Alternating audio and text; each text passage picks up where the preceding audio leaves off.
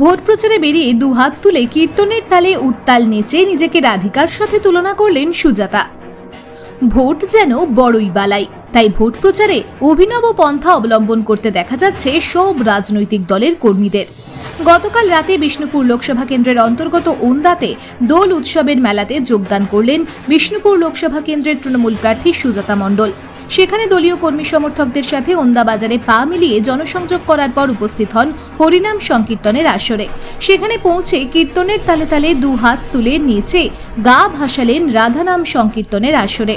তারপর মাইক হাতে জনগণের উদ্দেশ্যে বক্তব্য রাখতে গিয়ে নিজেকে রাধিকার সাথে তুলনা করে বসলেন তিনি বলেন, কীর্তনের তালে তালে আমি নাচতে শুরু করলাম, মনে হচ্ছিল বৃন্দাবনের রাধিকাও বোধ হয় এরকম করেই নাচত। আমারও আজ মনে হলো আমিও আমার কৃষ্ণের সাথে রাধিকা হয়ে গেছি। বুঝুন কাণ্ড, ভোট প্রচার কিরকম পন্থা। পরে অবশ্য তিনি সাংবাদিকদের মুখোমুখি বলেন, রাধিকা যেমন শ্রীকৃষ্ণের জন্য নিজের জীবনকে তার চরণে উৎসর্গ করেছিল, তেমনি আমিও বিষ্ণুপুর লোকসভা কেন্দ্রের মানুষের চরণে নিজের জীবনটাকে উৎসর্গ করে দিয়েছি। রাধিকা যেমন গোটা জীবনটাকে কৃষ্ণের চরণে উৎসর্গ করেছিল, তেমনি আমিও বিষ্ণুপুর লোকসভার মানুষের চরণে আমার নিজের জীবনটাকে উৎসর্গ করে দিয়েছি। রাধা মানে তো ত্যাগ। রাধিকার মতন প্রেম কেউ জানে না করতে, রাধিকার মতন ভালোবাসতে কেউ জানে না।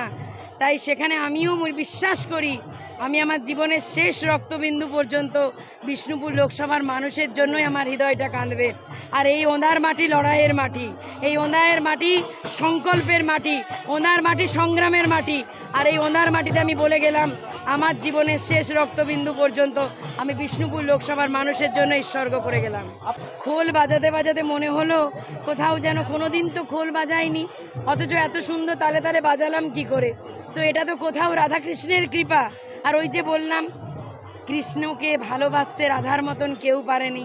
তাই আমার বিশ্বাস যা আজ পর্যন্ত অনেক সাংসদ হয়েছে, তেমনি বিষ্ণুপুর লোকসভাকে আমার তুল্য ভালোবাসতে হয়তো কেউ পারবে না। কারণ আমি জীবনে যতটা ঘাত প্রতিঘাত পার করে এসেছি, তারপরে আমার নিজের জীবনটা আমি উৎসর্গ করে দিয়েছি বিষ্ণুপুর লোকসভার মানুষের চরণে।